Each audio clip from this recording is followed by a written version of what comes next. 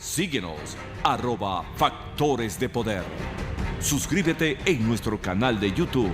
Activa las notificaciones y mantente informado. Atención a todos los venezolanos en el mundo.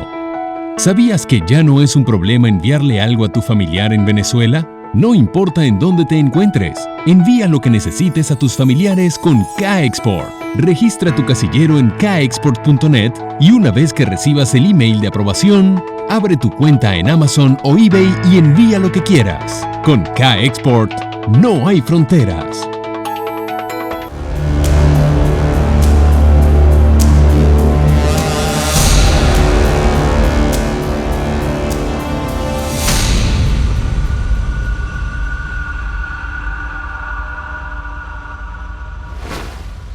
Regresamos con Agárrate. Si tienes una empresa aquí en Estados Unidos o un emprendimiento y no consigues personal calificado aquí en el mercado laboral, pues yo te recomiendo que te asesores con Raúl Sebasco. En pantalla tienes su número telefónico de WhatsApp, su página web.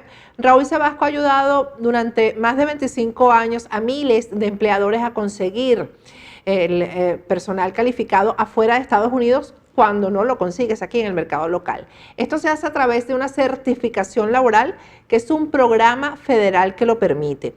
El empleador, tu empresa, tu emprendimiento va a ganar un buen trabajador y el trabajador, a su vez, además de un trabajo estable, va a conseguir una residencia permanente en Estados Unidos muy rápido y esto va a beneficiar no solamente al empleado, sino todo su grupo familiar. Bueno, estamos conversando con Daniel Lara Farías. Bueno, Dani, yo estoy así un poco como de bajo ánimo el día de hoy. Yo creo que así estamos todos, es un desánimo colectivo. ¿Hacia dónde crees tú que va Juan Guaidó? Y dímelo según la información que tú manejas y según lo que te dice tu intuición. ¿Qué va a pasar aquí? ¿Se va a diluir él como líder simplemente así? ¿Va a desaparecer como polvo cósmico o va a hacer algo? ¿Va a reaccionar? Mira, yo creo que Juan Guaidó, vuelvo y repito, no se le puede pedir que sea algo distinto a lo que en efecto es. Y Juan Guaidó no es otra cosa que un representante de esa clase política venezolana que tiene 20 años del timbo al tango. Estamos hablando que hay que contrariar esa posición que establece que Juan Guaidó apareció el 5 de enero del 2019. O sea, Juan Guaidó está haciendo política que se sepa por lo menos desde el año 2008. Estamos hablando de 11 años. Estamos hablando de que está en su segundo periodo de diputado. Estamos hablando que ha sido candidato 2 veces, precandidato a la gobernación de Vargas, etcétera, etcétera.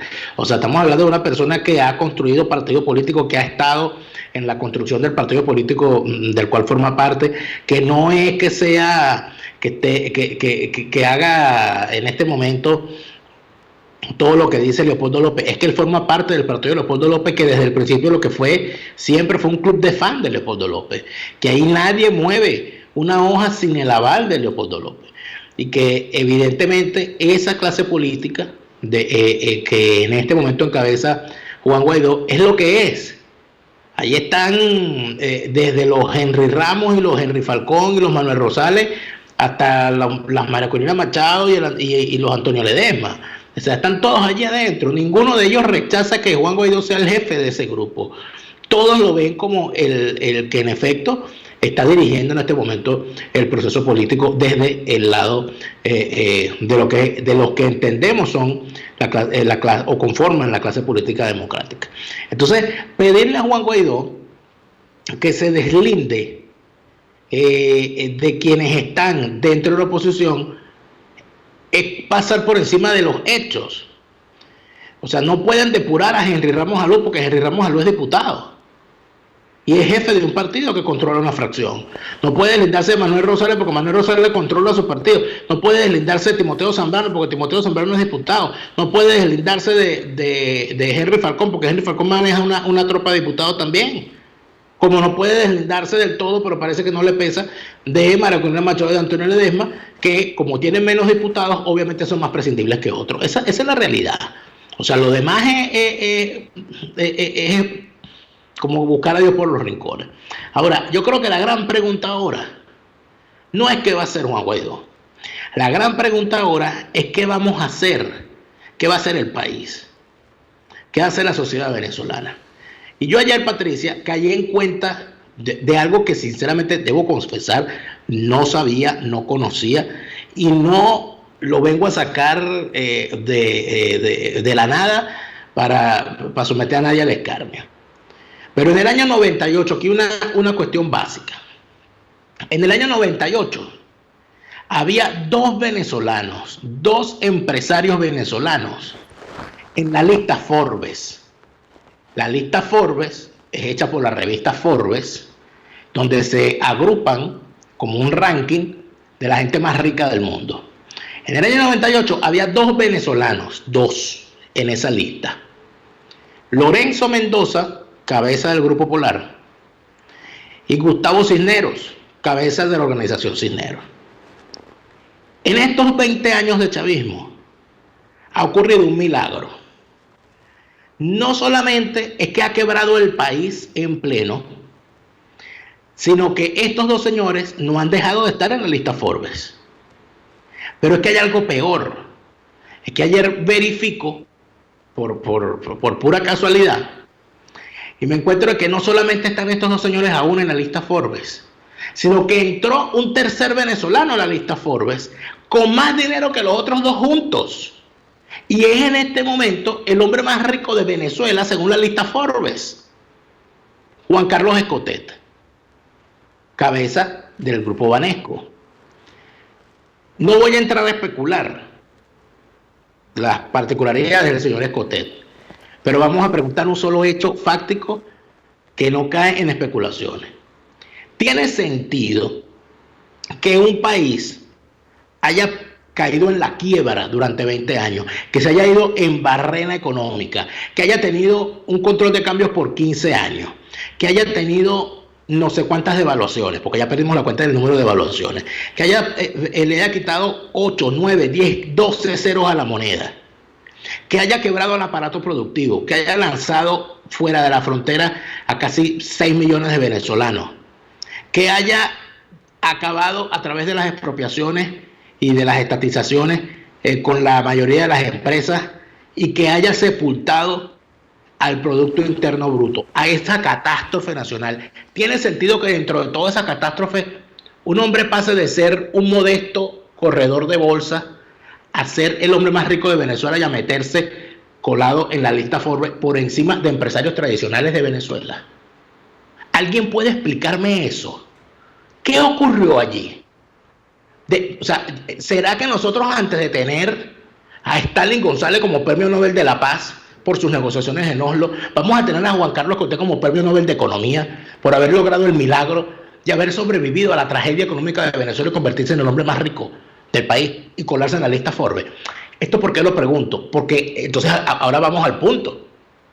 Le conviene, en medio de toda esta desgracia de 20 años, le conviene a una persona que pasó de ser el limpiabotas de Orlando Castro a un hombre más rico que los 2 ricos más grandes que tenía Venezuela? A ese señor le conviene que salga el chavismo del poder.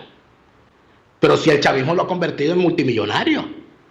Le conviene a Gustavo Cisneros que el chavismo salga del poder. Pero si él sigue siendo multimillonario, no le han quitado ni un centavo. Pero le conviene a Lorenzo Mendoza. Que Gustavo Cisneros estuvo detrás de lo del 30 de abril.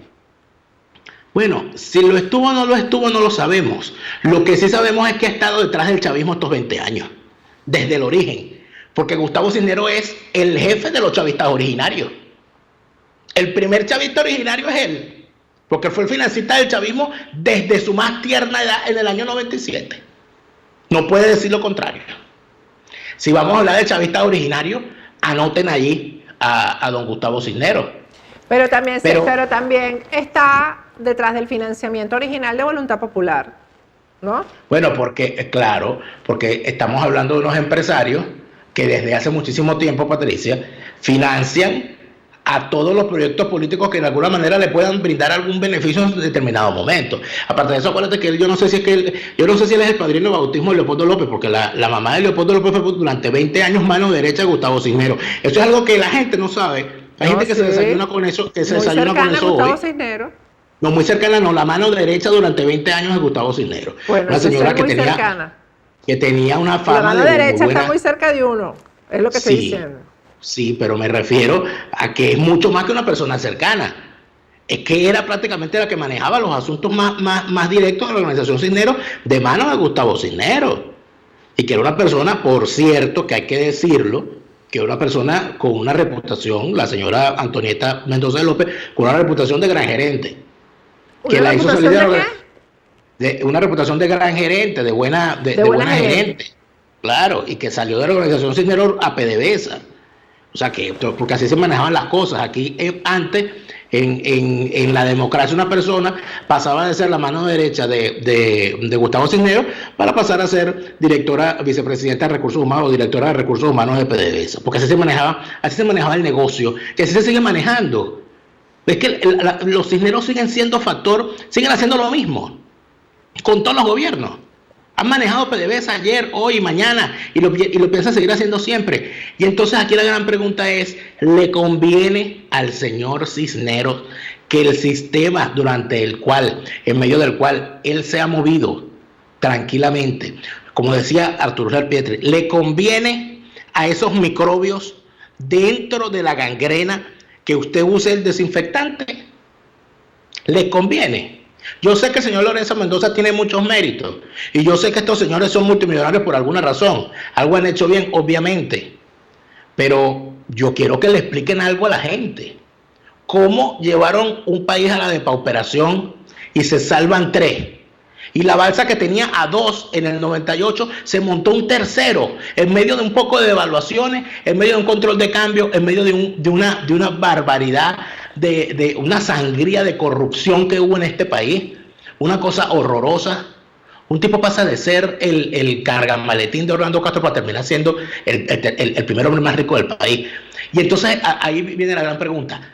A esa gente le conviene, es que hay que preguntárselo 50 veces, a esa gente le conviene que salga el chavismo del poder, no le conviene. Y cuando van a reunirse con presidentes de Latinoamérica, ¿tú crees que van a hablar de la salida del chavismo del poder? ¿Tú crees que esa gente va a hablarle a los presidentes que los reciben en Latinoamérica? Y que seguramente los reciben porque como tienen empresas en esos países, son aportantes legales a las campañas electorales. Eso no se puede perder de vista. Porque si usted tiene una empresa en Colombia y esa empresa paga impuestos, y usted es un empresario colombiano, usted puede aportar a la campaña de un candidato colombiano, o en Brasil, o en Ecuador, o en Argentina. O sea, ¿qué crees tú que, en conclusión, que Cisneros fue a hablar con Bolsonaro antes del 30 de abril? ¿Qué fue a hablar con Bolsonaro? Bueno, yo dudo mucho que haya ido a hablar más de Chávez. Yo dudo mucho que haya ido a hablar más del control de cambio. Yo dudo mucho que haya ido a hablar más de Conatel. Yo dudo mucho que haya ido a hablar más del cierre RCTV. Yo dudo mucho que Cisneros ande llorando por la situación del arco minero, donde su hermano es uno de los grandes beneficiarios, y él también. No, si él es directivo de una de las empresas que tienen la concesión. Entonces es allí donde está el asunto. Se llama Barrick Gold. ¿De qué pueden hablar estos personajes que durante 20 años no han hecho más que aumentar sus fortunas mientras el país disminuye? Y se convierte, o sea, tenemos a unos grandes millonarios en medio de una masa de mendigos. ¿Cómo ocurrió esto? Y esos tipos tienen todo el poder que tienen, y de verdad nosotros seguimos pensando que ellos van a abogar por la liberación de Venezuela, pero es que la dictadura les ha servido de mucho, les ha ayudado muchísimo.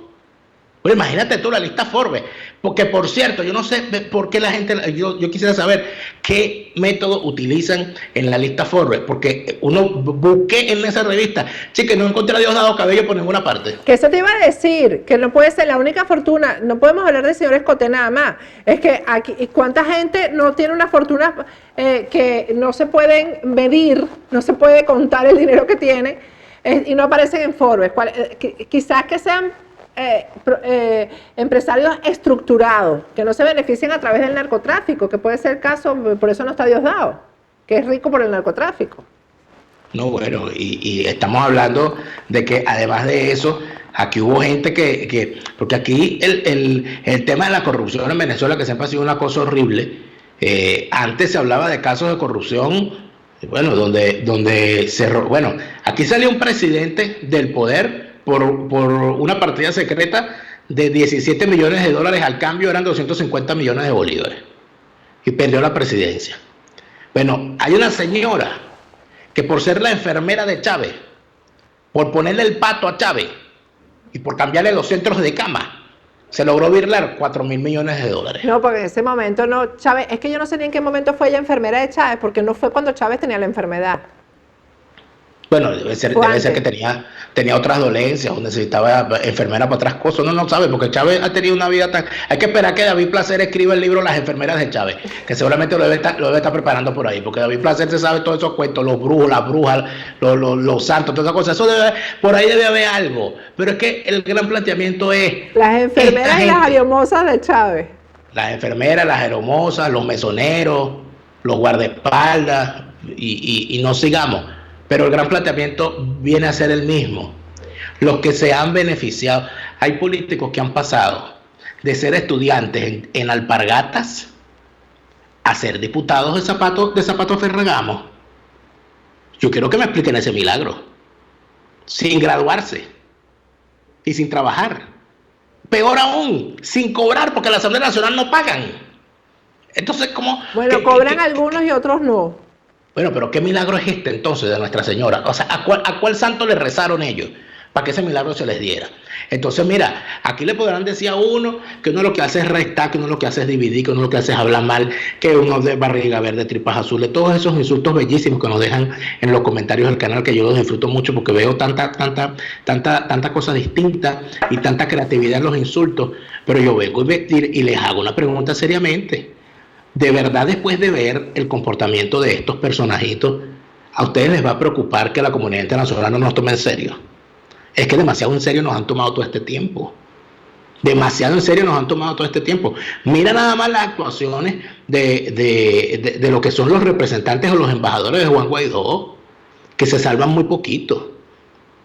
Y cuando digo poquito, son muy poquitos. Es que se cuenta como 2 o 3 con la mano. Que por cierto, me parece que es un gesto importante y una cuestión que debería valorarse en su justa medida, el reconocimiento de la embajadora María Teresa Velandia como embajadora oficial de Venezuela. Pero entonces ahora viene otra cosa. En Brasil tienen al delincuente Emanuel Barroso. Sí, señor, de agregado militar. De agregado militar. Ese hombre fue uno de los que construyó la desgracia de Cadivi, donde le daban dólares a 10 bolívares a unos malandrines para que en 3 vueltas de bicicleta sacaran de $1 millón, lo convirtieran en 10 y de 10 lo convirtieran en 100 y de 100 lo convirtieran en 1.000. Y ese señor está en Brasil tan tranquilo. Bueno, y esta gente de Rumbo Libertad y tal cosa, que se la pasan disparando a cuanto mogote se mueva, no saben que el señor Barroso está ahí, ¿por qué no van y lo sacan? Sí, si tienen tanto poder. Yo me enteré por ti, por cierto, que tuvimos una conversación privada la semana pasada o esta semana y me lo dijiste. Bueno, porque así están las cosas. Y además que yo creo que los agregados militares están en casi todas partes, excepto aquí en Estados Unidos, que el agregado militar se les volteó, porque si no estaría ahí el agregado militar. Bueno, están en todas partes. El asunto es a estas alturas, ¿verdad? Vuelvo yo y me pregunto, ¿qué fue del tema militar? O sea, ¿por qué ya nadie está hablando del tema militar? Nadie, solamente en este programa se habla del tema militar. Por cierto, tenemos un programa especial el lunes sobre el tema militar. ¿Por qué razón todavía no se ha nombrado? ¿Por qué no se nombró un ministro de ese gobierno interino? O sea, ¿qué es lo que priva para que no se haga? Porque aquí quieren nombrar embajadora, aquí todo el mundo, aquí cada quien se saca del bolsillo una embajada y quiere que lo nombren allí. ¿Cuándo van a nombrar a los ministros? ¿Cuándo van a nombrar un ministro de la defensa? A un alto mando militar. O sea, ese tipo de cosas, ¿cuándo se van a hacer? ¿Cuándo se va a tomar por los cuernos el hecho de que estamos frente a un grupo criminal contra el cual hay que actuar con criterio, con el criterio con el que se actúa contra los grupos criminales? Entonces aquí quieren buscarle ideología a un grupo criminal. Yo vuelvo y lo repito, esa gente hay que sacar la presa como mínimo del poder. Hay que prohibir el PSUV, hay que prohibir los ojos de Chávez, la verruga de Chávez, los bigotes de Nicolás Maduro, los lentes de Delcy Rodríguez. Hay que prohibir todas esas cosas, a todos esos accidentes de la naturaleza, a esa belleza tropical que es Iris Varela, todas esas cosas hay que prohibirlas. Pero si nosotros seguimos con este cuentico, yo no sé si Helio Abrams, que según esas declaraciones, él está llamando a que el chavismo se regenere y tal. Yo quisiera que Helio Abrams conozca la biografía de Iris Varela. A mí me gustaría que el señor Helio Abrams conociera a Iris Varela. Pero ven acá, pero la de Michael Moreno no es tan diferente a la de Iris Varela. Bueno, lo que pasa es que Iris Varela tiene... Y Elliot Abrams estaba esperando que Michael Moreno resolviera el asunto ahí, ¿no? Claro, lo que pasa es que Iris Varela tiene unos atributos que yo creo que Elliot Abrams debería evaluar. Yo creo que si Elliot Abrams le ve la cara a Iris Varela, podrá comprender que hay gente que no va a democratizarse. O sea que sociológicamente es imposible. Yo creo que es necesario, hay que empezar a buscarle ejemplos. El señor Elliot Abrams, mire, esta es Iris Varela. ¿Por qué se ponen tan feos? A mí, o sea, porque ella tampoco era así. Es una cosa como que yo no sé si es que va alimentándose de odio, yo no sé de qué se alimentan, pero es que esa gente no era tan fea toda. Tú me estás queriendo decir, en un gesto que no sé cómo interpretar, que en algún momento Iris Varela fue bonita. No, fue bonita porque, o sea, tú sabes que entre gusto y colores... ¿A dónde quieres llegar? Pero no era así. No, yo no me voy a meter en eso. Yo pienso que todos los feos tienen derecho. Pero mi planteamiento es el siguiente, que es lo real y lo verdadero. ¿Usted ha escuchado hablar, señor Elliot Abrams, usted ha escuchado hablar de Iris Varela? Pero claro. El lenguaje que tiene Iris Varela. ¿Alguien cree que esa señora es regenerable para la democracia? Que usted puede agarrarla a ella y sacarla del entorno carcelario en el que se mueve y convertirla en una casta paloma democrática. Yo no la sacaría del entorno carcelario, yo la dejaría adentro. Bueno, pero entonces allí es donde vamos con esto. O sea, yo quiero, por ejemplo, esta señora Erika Farías se lanzó una declaración verdaderamente que me parece que a la señora hay que felicitarla por su sinceridad. Porque la señora, en medio de su desenfreno, por intentar justificar lo injustificable, dijo: tienen que estar perfectamente claros, nosotros no llegamos al poder para hacer un buen gobierno, nosotros llegamos al poder para hacer una revolución. Ahí, hija, o sea, haberlo dicho en el 99, ¿no? Para estar al tanto. No, o sea, esa frase hay que enmarcarla. Esa frase de Erika Farías es el equivalente a la frase de Héctor Rodríguez cuando dijo que a los pobres no había que dar la educación porque si llegaban a la clase media se convertían en escuálidos. Cuando la señora dice, nosotros no queremos hacer un buen gobierno, nosotros lo que queremos es hacer una revolución, te lo está diciendo todo. O sea, aquí hay una serie de frases que hay que enmarcar y enviárselas a los representantes, a los que creen que se pueden domesticar estos monstruos. Díganme si el Héctor Rodríguez, que después de disfrutar de la educación pública que le dio el Estado venezolano construido por la democracia, que lo ayudó a graduarse en una universidad pública donde no pagó ni medio, como la UCB, yo quiero que Héctor Rodríguez, después de haber hecho eso y haber dicho además que a los pobres no hay que darle educación porque si llegan a clase media se convierten en opositores, yo quiero que alguien me diga si ese señor es regenerable. Yo quiero que a mí me digan si la señora Delcy Rodríguez, accidente de la naturaleza, porque la naturaleza a veces también se equivoca, cuando dice que la revolución para ella es una venganza, yo quiero que me digan si ese señor es regenerable para la democracia. Yo quiero que me digan si la señora Erika Farías, después que dice que ellos no llegaron al poder para hacer un buen gobierno, sino para hacer una revolución, es decir, ella confiesa que el antónimo del buen gobierno es la revolución. Una cosa es un buen gobierno, lo contrario es una revolución. Y ella dice, nosotros no llegamos para hacer un buen gobierno, llegamos para hacer una revolución. Y usted la va a incluir a ella para que a través de los votos algún día vuelva a llegar al poder para hacer lo mismo, para hacer una revolución en vez de un buen gobierno, que es para lo que escogen a los gobernantes. Pero en definitiva, Daniel, vamos hacia allá. Mira, si los dejamos. ¿Y cómo se, pero cómo se les impide? Ya yo no entiendo, o sea, ¿cómo? A través de la opinión, Patricia, a través de la opinión, a través del reclamo, a través de la opinión. Claro, haciendo lo que estamos haciendo. Haciendo lo que estamos haciendo y mucha gente más tiene que hacerlo. Yo cuando veo a toda esta cantidad de gente que asume que tiene el poder en sus manos con un teléfono grabando un video y poniéndolo en sus redes sociales, me alegra. Porque no aparece ni uno solo grabando videos y montarlo, abriendo sus canales en YouTube o abriendo un Periscope o abriendo esas cosas. No veo ni a uno defendiendo lo indefendible. Bueno, ya lo abren porque están cansados. Eso ahora. No, ya va. No se está viendo eso ahora. O sea, ha cambiado mucho la opinión. Por cierto que yo estoy preparando un programa para el 27 de junio, que es el Día del Periodista en Venezuela, sobre lo que ha sido el periodismo en todo esto. Sin duda. Vergonzoso. Vergonzoso. Bueno, esas revisiones también hay que hacerlas. Por cierto, Patricia, mañana yo te pido que te calmen y que levantes el ánimo mañana. Porque mañana regresa La Rocola de la Vida en su segunda temporada. ¡Por fin! Por fin regresa La Rocola de la Vida en la segunda temporada con un tema que cae muy bien en el momento que estamos en Venezuela. Porque el primer episodio de la segunda temporada se llama Lila, el Puma, Amor y Desamor. Vamos a escuchar todas las canciones. ¿Cómo es la cosa? No oí. A ver. El episodio se llama Lila, el Puma, Amor y Desamor. Es un episodio donde se hace un repaso de todas las canciones, cosa que mucha gente no conoce, de todas las canciones que Lila Morillo y José Luis Rodríguez estuvieron durante 20 años dedicándose el uno al otro en un contrapunteo permanente. Sí, como cierto, ¿dónde estarán las hijitas? Porque las hijitas me insultaron por las redes sociales, me dijeron que yo era del G2, infiltrada, que me pagaba el gobierno de Maduro. ¿Dónde están? Bueno, Porque tiempo que no las veo defendiendo y cortándose las venas. Yo debo decirte una cosa. Conversé con Lila Morillo, la entrevista está en el primer episodio de La Rocola de la Vida, y fue una entrevista verdaderamente reveladora. Lila Morillo tiene un alcance, o sea, lo que es su visión de la música y su criterio musical y comercial es una cosa verdaderamente muy llamativa, y la entrevista vale la pena escucharla. ¿Y no hablaste con José Luis? ¿No hablaste con José Luis? Te voy a confesar algo. Me comuniqué con José Luis para tener las dos versiones a través de sus agentes, y me contestaron que tiene la agenda muy llena por una gira internacional que está haciendo y no puede atender a la prensa en este momento. Entonces, bueno. ¿Cómo hiciste para que ese programa no fuera pavoso? Bueno, no, todo lo contrario, el programa es pavoso. Ah, es pavoso.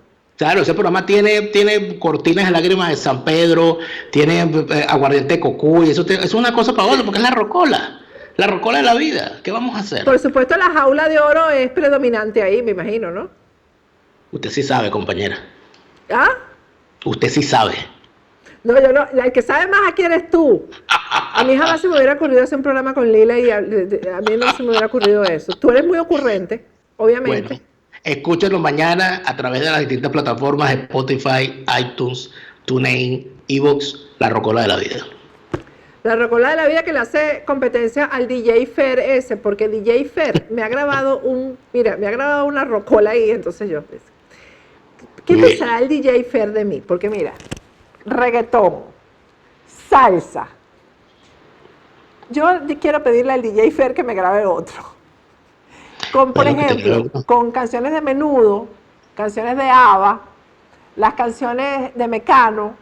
Por favor, no, tiene que grabarte uno con Menudo obligatoriamente, porque después de ese programa que hiciste con Es Menudo, cumpliendo el sueño de tu juventud, sí, tienes que darte un disco completo con... De mi adolescencia, ni siquiera juventud, porque la juventud es una cosa y la adolescencia es otra. Lo que usted diga, compañera. Entonces, DJ Fer, grábame por favor una cosa de esa que me grabaste, que es una cosa chiquita así, pero con música de Mecano, por favor, de Queen.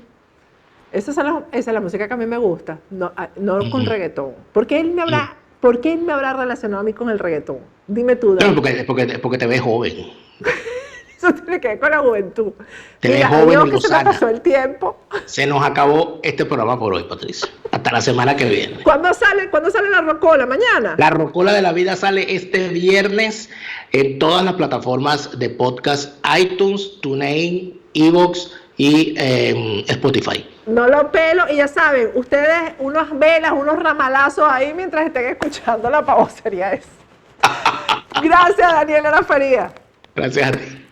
Bueno, vamos a ir a un corte y al regreso seguimos con Agárrate. Qué sabroso es hablar con Daniel Lara Farías. Es el momento como de relax de toda la semana. Bueno, y si ustedes están paseando por ahí por Hialeah, yo estoy loca porque Dani venga para Miami, lo voy a llevar a pasar por Hialeah, porque eso es Miami. Bueno, ustedes se meten ahí en el Westland Mall y van a Mini Bistro, van de parte de nosotros, de Factores de Poder, de Agárrate, van a comer delicioso en Mini Bistro, les van a preparar, bueno, eso que aparece ahí es una arepa, pero hecha en el momento, no es recalentada como en el resto de las areperas aquí en Miami. Vayan a Mini Bistro y coman delicioso, porque hasta el sushi Guantánamo, ese dedicado a la comunidad cubana, es delicioso. La comida cubana puesta en un rol de sushi. Así que yo se los recomiendo muchísimo. Mini Bistro en el Westland Mall en Hialeah, al lado de JCPenney y de Victoria's Secret. Vamos a un corte y al regreso seguimos con Agárrate.